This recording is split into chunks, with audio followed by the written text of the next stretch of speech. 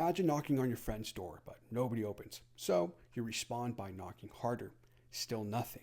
So once again, you knock harder and longer until eventually somebody finally opens up. This is the same concept and likely why his levels are elevated. This guy claims to have 1,000 plus total testosterone, mainly eating ultra processed foods. His total came back at 1065 nanograms per deciliter, SHBG at 47, and his free testosterone says it's 12.16 nanograms per deciliter, but it's actually much higher at approximately 20.1 nanograms per deciliter. This is because the calculated free testosterone lab he got done from Quest grossly underestimates true levels. I know this because I got the same test done, which I went over in a different video. However, one lab did stick out to me. But first, if he's actually eating all these ultra processed foods and not just engagement farming, this is awesome because he must be expending a lot of energy daily in order to be efficiently using all these carbs. But is this lifestyle optimal?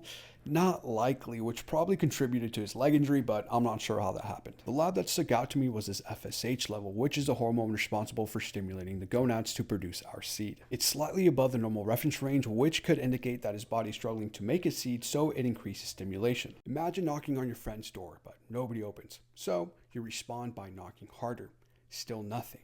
So once again, you knock harder and longer until eventually somebody finally opens up. This is the same concept and likely why his levels are elevated. Could this possibly be because of his diet? Maybe. It's possible that his body is able to compensate for such a diet initially, especially with how much he burns. But maybe it will eventually catch up to him, and we're starting to see the early signs with increased injuries and suboptimal seed production. So